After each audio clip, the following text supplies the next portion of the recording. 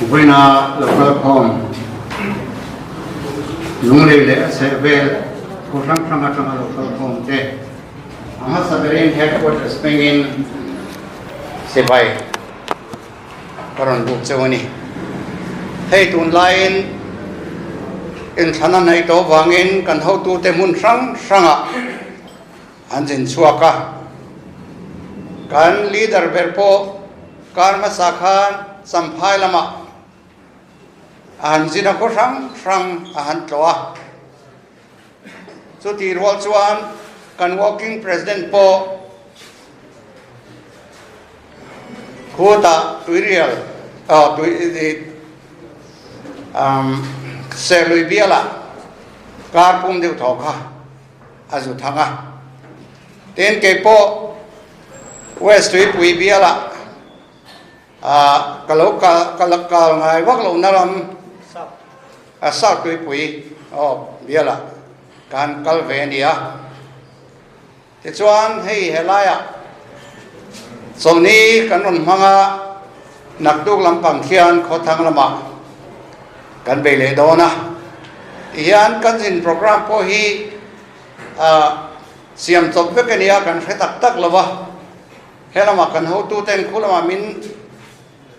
jin sak theilo ni an tia kan jin vele don ani ole lungle mi pui hi in nena lom thu ron soi kadung masabera chu nge kan ti chuan kumin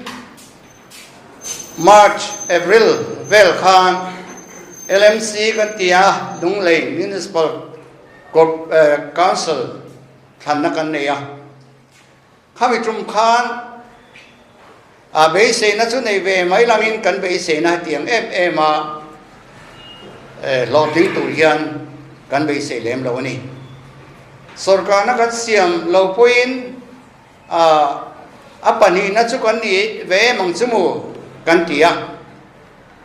amara chu result alo chwa chuan khatiam khopan he khan in thanna nunglei mi puin ZPM party in lo vote kha lom thu kan fil do cheu ni khami atram khan ama point ni thowa khami result han khiat atram khan zoram puma po ZPM hian soinuam kan tia in result te kha tin anu loka zemabok le du tlang te in than alom le a khanga po khan zemabok a khan helai lung le en tiang bok khan kan han lalwe le ta vek boka vi si pum pui pasari om na kha ti khan zuli na zui chawa in thanna kan thing chho ta par maya te chuan mani lo ka vc in thanna te po khanin solam a phe chuanin aizol khopui nge ya mne bupui luang mo la ngate po kan lo thing chho ta zela ti hianin ma roi tuin thatak maya main poe wang khan kan party hi ati nung tu berchu lunglei lampang hi initrin ni BC party hun lai te mizo union hun lai te MNF ani emo congress ani emo hetiang re hian lunglei lamatanga boruak hi than ron that velo chuanin zoram pum hi kan hong har bio thian ni chuan tun chunga po hian lunglei mai non hruaya ti hian zulina zuya kan party than hi achak chho ta e mai lon thu khami chungchang khan karan soi masa ani voin hian thu soi namun tur voin ni kan ho tu ten min bu sai saka wangin helai a hi chuan political speech tak ni lo ti noi deuh hlek hriatthiamna question and answer zona le chan na ang zongin keimai zona ka siama chu karon chang ngal don ani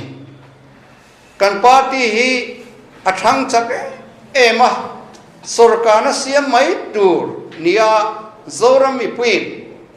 an khiat ta ka wang hian zo na hi tambe maya chung zo na te chu atlang pui chuan kan be pui party dang te atranga zo na ani deuh bera an zo na khan hretak an hrelo tak tak poni lova min ti buai na lungrol lo sela ani linglo ram sela tia zo na ani deuh berani apa khanna zo na le sanchin bu le media lampang po an tui pui per thin chu headquarter host tu te an lungrol lo mi Paul no mi pudua Paul le pusa pa Paul ti te hiu mi ti hi hingtlang po hian min zo na lian takani chu toy te in soifia kan tumanga ZPM party a hian atira party paruk in Chhung kan nia ZMP PC Mizoram Exodus Movement,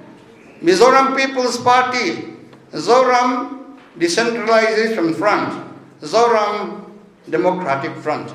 Party Paruk Kanizam Komani. Maniala Ranbol Vectinaka, Mun Kada Kanin Sufinta, Ama Kop Mai, ZMP Pechuanin, recognized party, Kandia. Ten register party nisa kandia kani na zong khapain ZPM party hian an lo lu tani chutiang bokin PC party kan hotulian lian ni thin tuna kan MLA ni ta te po party ko sanin ZPM party hian aroin chung lu ta chutiang bokin Exodus movement kanti kha ho te po kha anon chung lu vekati chuan kan min po hi min khwar khom the tuang perin a party tlema lo lang sa deuh ZNPI o turhian Z hi mangila kan dia tin PC party ai o deuh thei turin ZP Pihi laila kantia. Tin Exodus movement ayo turin hi atoba daila.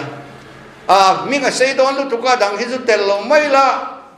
kantia ZPM kantita. Khadiang ho turan nei thin ho. Mani chuan sarkar theilo tur ho kha. Los Allah sarkar theilo turin nga kha kanin som khom ta ti chuan ZPM kanin ta ti tani party thang in som khom ni ma sela ama khop mai reilo te kan party ni tha kha kan soi lem lo amar chu som ron so nun tum le fo thin chu kan be pui ke mani ni lo zonga ho hian kha ron cho nun himin tum le chin chu vangin kan leader tan valu pa counseling pudoma miron puan sak dai to sang hi som pariat in than po khan min puan sak to tun truma po tan po hian advance dewin min puan sak to chulai chuan a leader tur lama chuan duoma pol kan ni vekani a party chon ZPM party kan ni vekani tin president po pakhat kan ne ya pulalian so ta upa lalian so ta kan ne ni anoya vice president ngo zat kan ama khatiang ho kan lungrol takin kan thokani chu wangchon pol hi aumlo min fui por na thil mai ani ti hi helai local khom tele hungai thatu zong song te ne na ron soi katum masa ani chu wangin kan party hi ang heta ZPM party kan nia leader pakhat noya president pakhat noya working president pakhat noya tihan lungrol takin kan thokani ke mani achon kan boilo le lam zo khi min buai puye em mai amak katia su vangin eng ma buai na heta hian lo ni ti hi ama sabira chuan karan soi du ni tin chu lo le chuan ZPM party hian central BJP sarkar hi thopuin tumem ni ti zone hi lian tak om fo maya hei hi atira trangin BJP thopui tum ang re reng hi committee voi khat po hi kan la nei ngai lo asan chu Mizoram Christian sa kho be mi Mizo dik tak phei chu za hi Christian nam kan nia BJP policy a chuan Hindu sa khuat choi len na hei hi party han om mai ba ka hian khatiang ama bang khan eng ti kong ma ani ne na thopui le in zom na nei hi ZPM party hian ti thea kan ngai ve lo ni MNF ten han sak zolnan le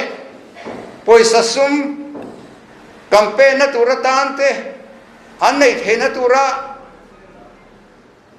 NDA kanti hetiang alo tel na san te po hi an mani chon an lo ti ni mai an tiang ve khan an tiang khan ti ve kan tum lawa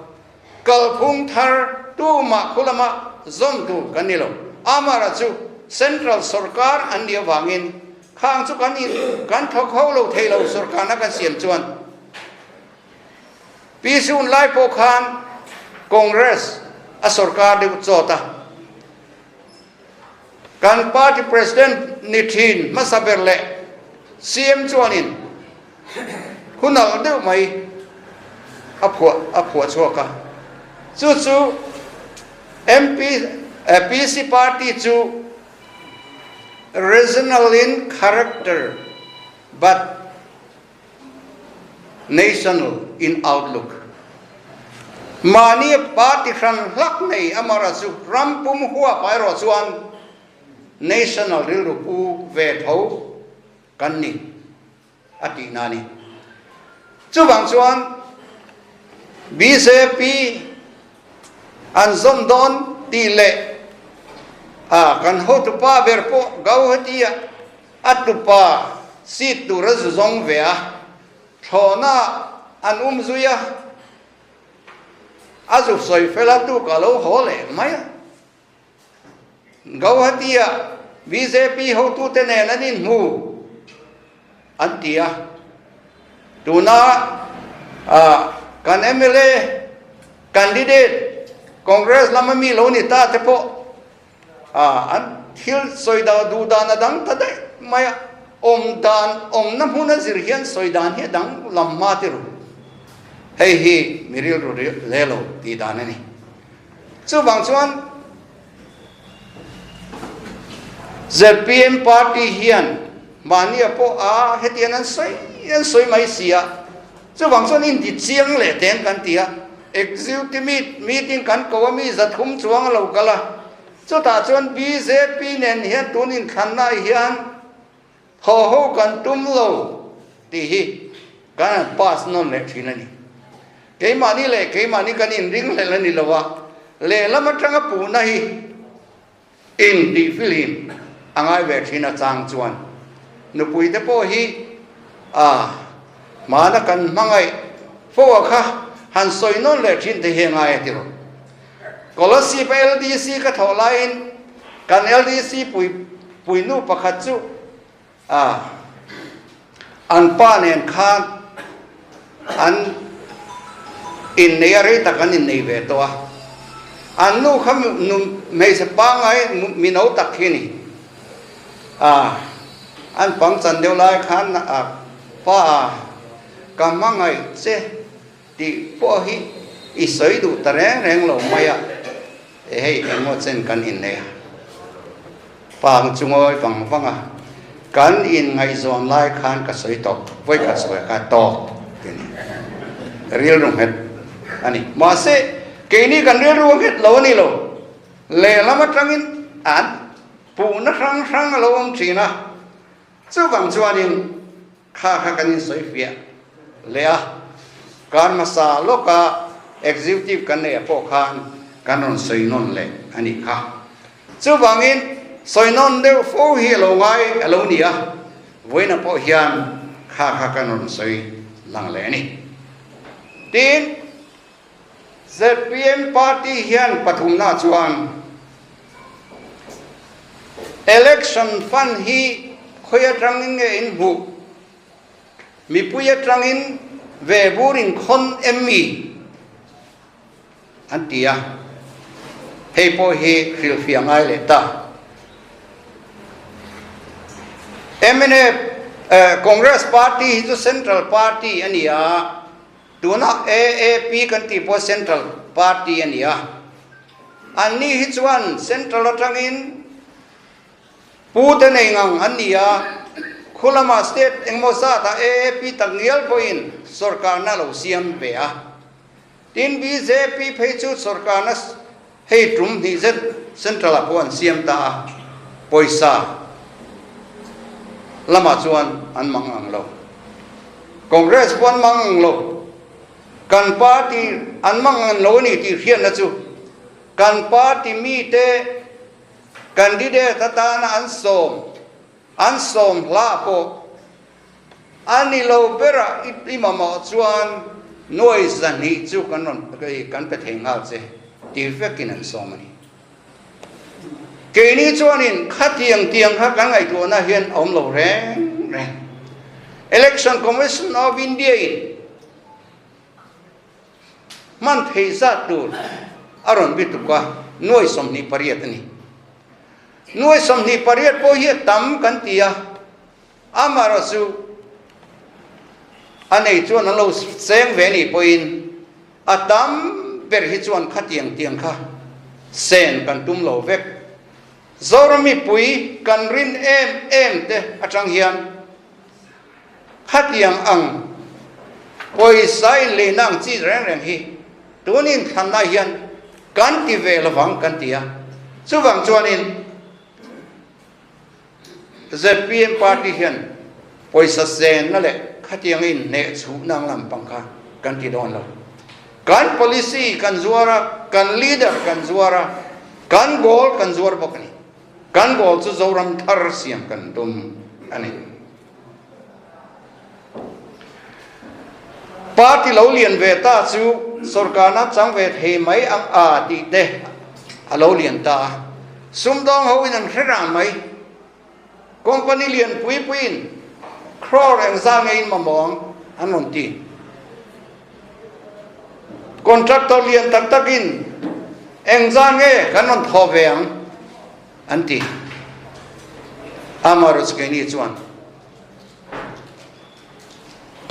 kan lo dor zui ro re rengatiang hi kan ti venta tur ani lo poisa in basa election chu hi kan tum velo Kalphung thar ani chu kan rin ber tu chu kan mi pui te ril ru hi kan he chuan chu to kan tia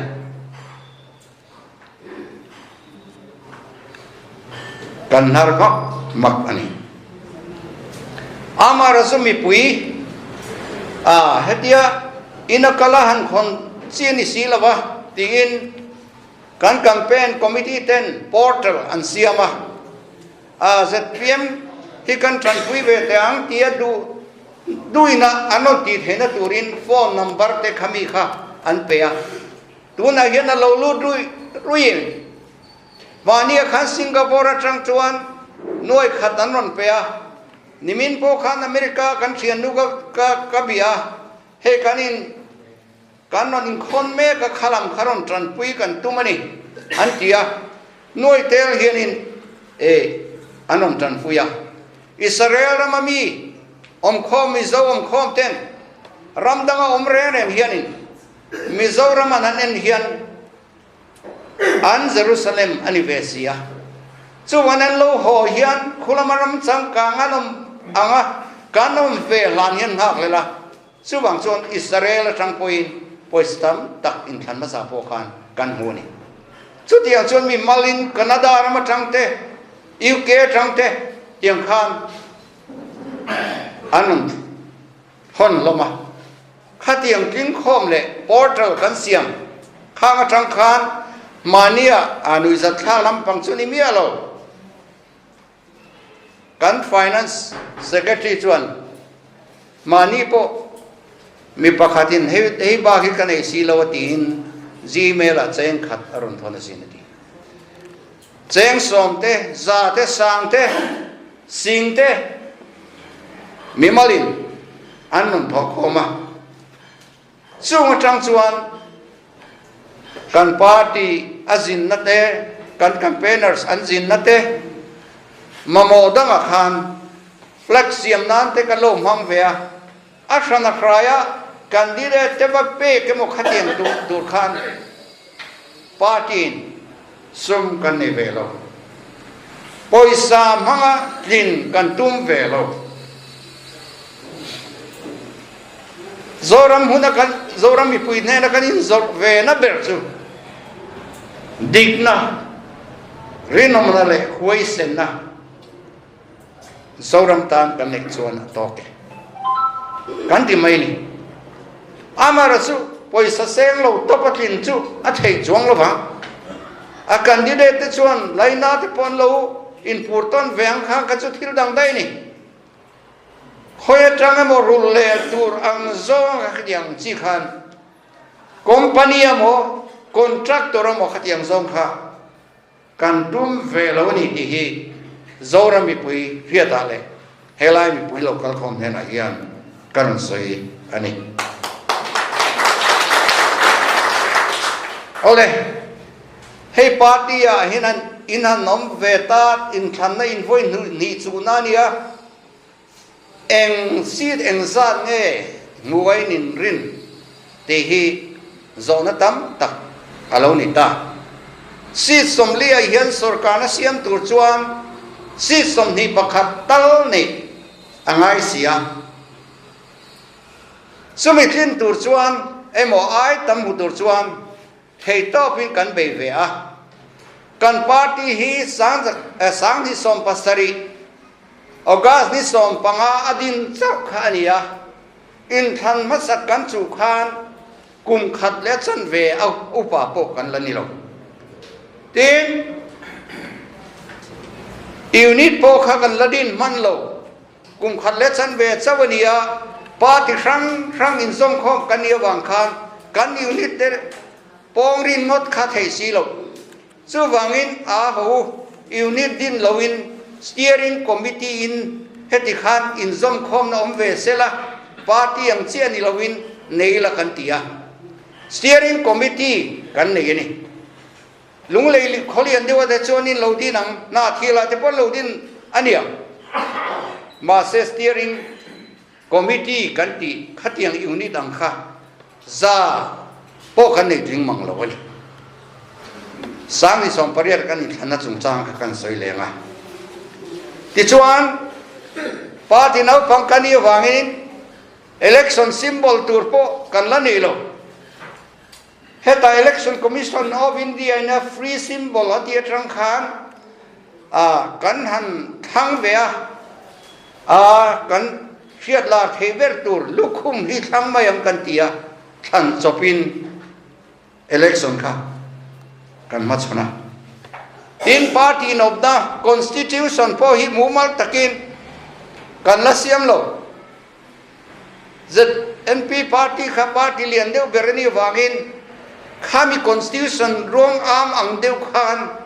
kan an kalve tok ka abu point watu kan la nei lawani tin candidate po in thanalo hunta siawang chon kum khatle chan ve chau ania candidate po kha asom in kani som chopa ding ve fra mai ro kan in tia chu in chu thudang soilo lum mani asom in kani som chapani heta long tlai ding tu te kan atom ngai lo ding ro kan tia tlom ngai takin dinga vote za pom ding lam chu tiang khop chuan kan in som ania chu ba ka chuan bial kha kan chu kim theilo chu tin sung po chuan bial som thum panga kan chu ve a amara chu zorami pui hian sarkar na in her chuan pani Indian National Congress le MNA party in her chuan pani kum som thum chuang lai mai in her chuan hi an lo ning hle to mai thak an lo du zia kha party kum khat le chan ve sawu pa eng ma resources nei lovina kanan chu ve po khan alam chiang ani amara chu sarkar na em chon an ling zo lo wang min tia vangin rin na khamin lang hat tok lo alo nia ai zo la te chon kan policy kha kan soinial nual lungle te po kan soinial nual thing tlak phe chu kan fang le man lo truk ani ta ni amara chu mak dak mai vote kanan chiar zo chuan bial ria ta MLA bial ria ta kanan tinga tin bial ko danga chuanin pani na sang tak kan ni pirin pui ta tin lo na bial po kha tin lo na po kha vote le te ni vote za po tling lo wa tin lo na te po kha kan nei ta fur mai khat hum chu la nei ulang chuan in sarkar he don ani hi min ti hial ani tin khalai mak em chu Congress party ro pui takin sarkar na an chel a khang te nen kha kanan chu ho nia an ni bial nga an tin theilain ke ni kha bial riata kan tlinga MNA party ro khachu sarkar na CM khapin an tlinga ni ole tuna chuan khatiang hun lai nen kha dang lam ta khop mai khatiang khopa in puat sa lo chung khan bial ria ta kan tlinga bial kwa chuan pani na sang tak kan hau han hau have ani ha tuna chuan kum nga lo ral ta der mai khami kan than huwa khan ti chuan thei to pin kan kampe na kan hau tu te ngun tina an zina te chuan unit te po kanan din ve ta traka kum ruk party kanan din hu chuan tuna kan din mun me ka chuan kan executive committee nu berakhan kan unit chu ap zoram puma sang khale zale somre le pasari lai lo nita lai district le mara district le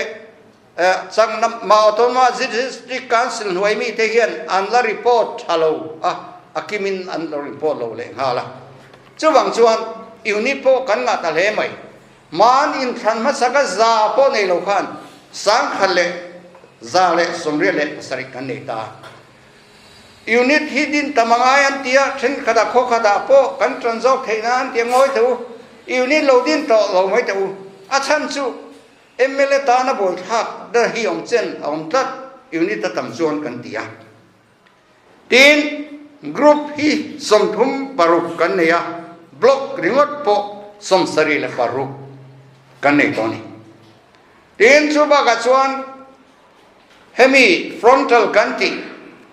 hei hi zonu te upa committee te thalai kan tiang te po zonu unit phei chwa zatel kan nei to a phu verle campaign na po chuang na saber an lo ni ta tin tu na chuan sarkar tur hi chu hei kanjinga nam minority te pon an lo review mai lo nia tuna poson aizol khachung ringot poson gurkha unit te po loading tawai wai mai sel fran kan neya gurkha sel kan tia ni tin son an lo kala ti khanin kanin puacha na chu engmoti kongchuan a tha to ma tin kan party din tira MLA pakhat po nei lo din khanin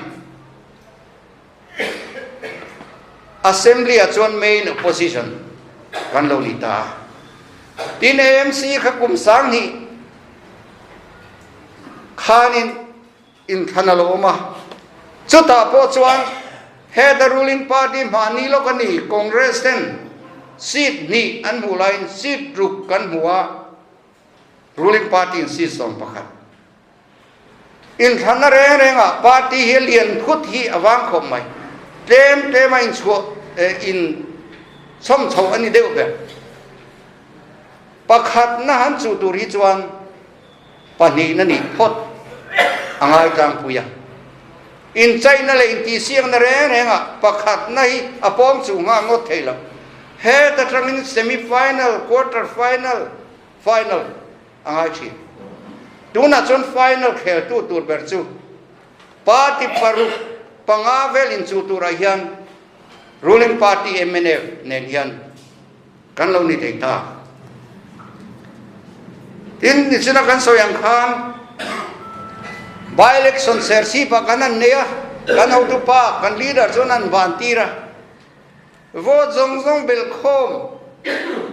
san ve neu thoka ai tam maniang an muta tin heta ni china kan soi lunglei municipal council kanin thana te khan absolute majority maini lo avai kanan huite tin avai hui sathe poni lo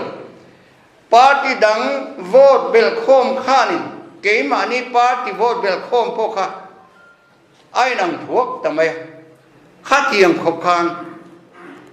kan party hi alo thang so ve ta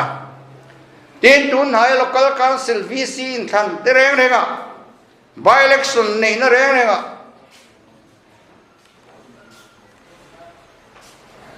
sak na kan lo ne ta zel maya mani luang wal nei nun bera te po khan MNA party tam na bial luang wal te chu tun ma tranga an tam na ni ne tu kan an ni chho ta zela tuna hianin by election hi nei the mai na tur hi som pali aumani khosom pali aumani avai chon tam takoma khata khan than bi khan nei ta khuwa eng maza khan thang ta ta kha kan nei chho ta lom zel mai sia tuna chon som pali hi ala oma kha chu in than mai chon tingam don to lo ni na la a chan chu khang ate kan din chho zel chuan an tan hoi ngai na wang khopa tin he village committee development committee kan tin thana renga party dang zong nan be ron na ang zela po hian ZPM kha atlang chho ta sar mai tun na ya po kha ni ve kani media in Sheveka. This one part constitution. Chatak kan nei toy nob nam humal zokin kan kalta.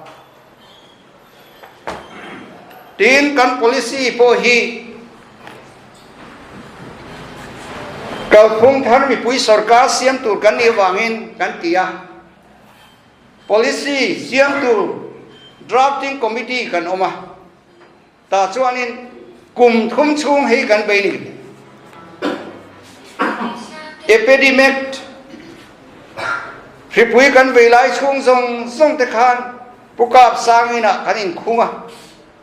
team a khan som ni vel kan nia university professor te college professor te IS pension tele director pension to te alatrang te po tin khatiang lama tema experience ne de kha kanin ron khoma he policy bu hi kan lo siam ta kan policy soina hun hi tam zok nei kan cha khop mai amar chu tuna hian huni min phal lawani chuwang chon kan kal dan tur khat chiang tak mai hei hi kan release to abu te kha kan neya kha chu a shortcut ania hemi a hian kan kaldan tur tak a chip chira kha kanan nei ta tuna chuan kan candidate te hi khamia ta na training na te kha voi ni don kan nei sak to a hemi mang hian Kalphung thar mi pui sarkar kha kan din don atu ka tangin kan minister le kan MLA te hian hemi en zel hian an kal to tlacho policy khan kan kalve don lo khuacho policy kan kal don lo ba hemi mang hian kan kal don ani tin kan party kaldan khung re renga hil kan ti don re rengin research basin kan kaldon kan tia hil ziram ha salawat hil ti inti purati mai sarkar level apo mi pakhatina soichak viwa mumal taka zu jian na nei lem lo ti hiom keni chuan research wing kan neya university professor ho ani deuh ber khatiang khan an zir chianga research in hei tun lai chu computer age kanom to khatiang atang khan thil ti dan turte eng kim kha an zir veka tuna in than don na po hian candidate ruat masafel ber kan in san po hi 2018 khan candidate kan in ruat film harlu to ka campaign na bial po fangchuak man manglawi kan in zir kan in tir chuaka chu fangchuan tun chum ha de win tiro anon tia kan research win ten te chuan kan in ron khoma ahun taka kan han tita tuna chu kan candidate zong de tho hianin party dangina candidate an siam ve ma hian an biali house to house anti chuak factory mani apusa pa chuanin i kabiala chuan chung ko sang lu chuang anoma ta chuan sangli le zanga hi chu kakal suak vek to sang kha zanga dang hi chu kalpo sot lo tur party dangami ten ni wangin kalpahan mu thok ba khi chu kan ti lawa ka ti suak vek to ka le tangkhian a second phase ka beile dona atin bilang pon ni deuh vek mai fe sok char le lamin tunen nge kan candidate tur niang tian boi lai hian ke ni chon an suak de vek to ni tun tai po hian pirin pui po electric veng bi ka house to house an ti chona khami lozo na anti mai no mai in som pasari laki lon ne ya khami ka tun tlai an han ti lenga khami roi kha kan kil don ne me heina tiang khop kan in po cha na sa ani tin hemi kan policy ti tho ting tur hian market study team kan mi thiang ten an zu ti ta feka chuang atang te chuan so thi kan le thei tak kem ti te market kan zu study ta tuna chuan khamet an study atang khan so thing man bithia sain marcha mun phia ai eng pathuma hian kan tana ka tin a red te po kan tuk sa ve chu tian chung kan kaldan bumal takin kan kalta tin campaign strategy kan ti campaign dan tu lok so pong tho chuangot lawa ti dan tu te training campaign pe tu ta grassroots level training te po henga te pon pe choni tin boot level la che dan te thengin tin seminar te thengin kan in ko rengani tu ne chu kan in puacha hata et ot khop mai 2018 in than kha chu kan ang talo tok mai ti ke ma ni po hian kan in boni tin election symbol po ituna election commission of media theilo tur rul zong kan theilo vek to ta khan han kan ne ya tlang karan i chuak lai hi kan zo dil ni eng ma objection alom lova in than ma haru allow min deal turanian tia kan deal na kan ti fel victor minon pek nge kan ringa ai nga po chu do symbolila ZPM ni khachun in vote tho don ti kha riata lukhu mani mo adar ni mo khuang ni mo e ZPM ata til rim kha kan ni to lama chu wang chuan e engma boina omlo ngai la tuna hian ZPM party campaign na sab ber kan ni ke ni khot mun tam taka nau pang ho te phei chuan putaran ti tu te po kan fe chuak lopa zoram dung tlon hi ka phong ve ni ti ringot po hian mana ka soyan khan tun trum chu hei kan ho te pa hian a motor ron tho rama ni danga chuan ke mai ka motor ka tho chuak ka khal hal boka chu tiang chuan kan la ti ve zak ani thật lai hun te ai chuan in khal te polo mong to amara chun mani ka soyan khan ka zin to re nen ke mai ka khal chuan ka khal sak lo na le pel lo hi ka nei lo bani chuang party trăng ber tai ma ber kan ni nang ni hi inni chuangin an soi vele pek chu apanga na chuna tom na ni hei chu hian kan in thang do na party panilian hian an soi lar em mai chu tu ni than chu tu ma party mal sarkar tu nam lo han ti le ta top mai amaro chu zoram in than history hian chu teu yêu tin huai avoi li kan in thang to sen huai avoi riat kan in thang to absolute majority nei lo tin hiom ngai voi khat ma om lo in than ma tho ho te chu thu dang dai ni chu wang chuan absolute majority nei hian zoram puma in than piang in result lo chuak zia tun tum hi engwange absolute majority ani lo vi kam a chan chung dia kan ti chuan PC lo sarkar dong khan brigadier ti sai lo chuaka ram khala buai maya ani lo chuan sipai laga te po min hum him theng kan tia tina ma kha mi korap lo le ti lo ni boka PC 3 kha te ni atle na sakho mai ke ni na pang te kum som thum chau kan ya in than na kanan chu be po khan ka thu soi thiam lo za dan ka ria politics sakala junior je te ka ria amor PC ni khatin na di top mai chuta PC akhan tlema beidon na lom ta remna le mon na ka kan then theilo wangin congress ro inzor veta remna palai aron kita remna ka kan mo berni wangin khami du khan khien tle ta tak mai chu congress party kha ne rol lovin absolute majority in anon sarkar vetani khuna local zela remna le mon na MOS MNF le India sarkar te na anan sign ta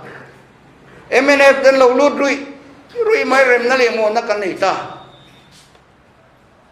MNF policy MNF ki ate vele ta ne sit mai pulal de te pulal de na foi na noya sarkar nan siam le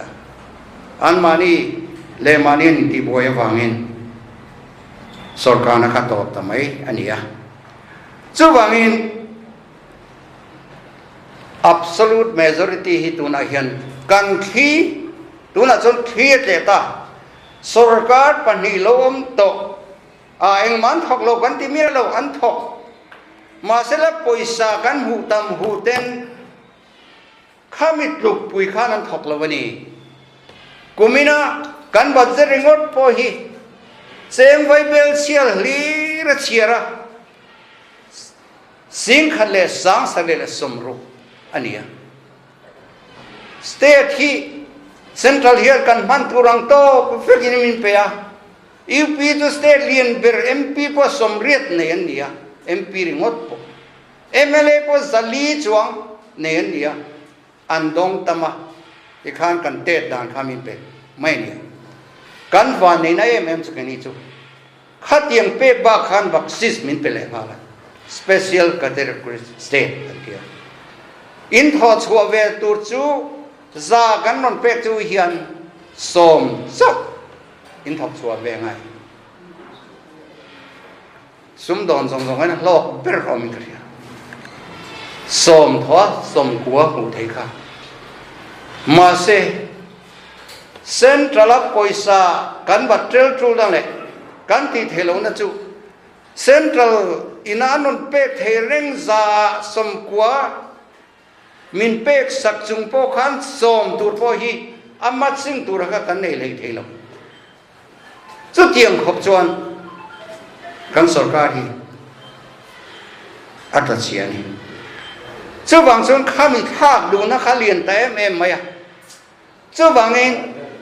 kan anh thang tak takanga engza nge in huang ti hi chu e kenin kan soivet pup pup don lo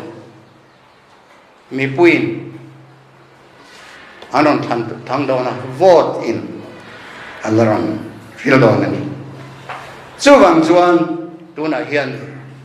sarkar tur hokin lo thoro amara chu e than khatin ti ZPM te kanan ti lim ve dewa ZPM chu sarkar ta tur hokin an thoa kan thobel chu sarkar tu na na chu kan thong chu heuin po te ngu nge nge na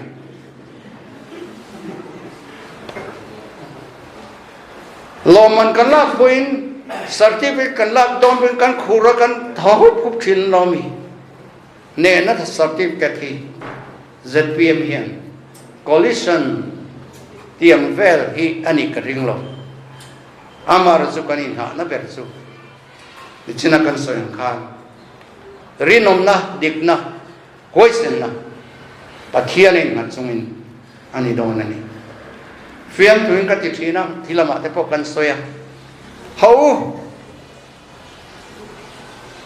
November December well in Khanma hichu peace as a PM party how rang hichu thi hi khap amu ka ti tar te point lowin sum fro amro shitlang te ko khalo ti dam ro sarkar na thar kan nei don so to tun mami ang mai ni don lo zoram thar he ZPM party mang hian zoram hian political history hian chapter thar siam kan tum kan ziak daw sangka nahi min kong hu tuan that hi chuan kan karu ruak mai tuna chuan leader kan nei tun ma tanga zoram kun na dok tu te ti te corruption kadawang ti te khatiang loin zuat thin khania party dang hian corruption kati vela mong ti he ani tiam ngame kan MLA tur tele kan MLA te hi mi pui ma candidate nem nge na VC na nei huna an sign vek don chuwang chuan ZPM party hi ho tun trum hi chu ichinang u kan chin swalwang sumi tur tan chuan kan thungai thatu zong song te ti tak seta min troyom turin kan som ni kalam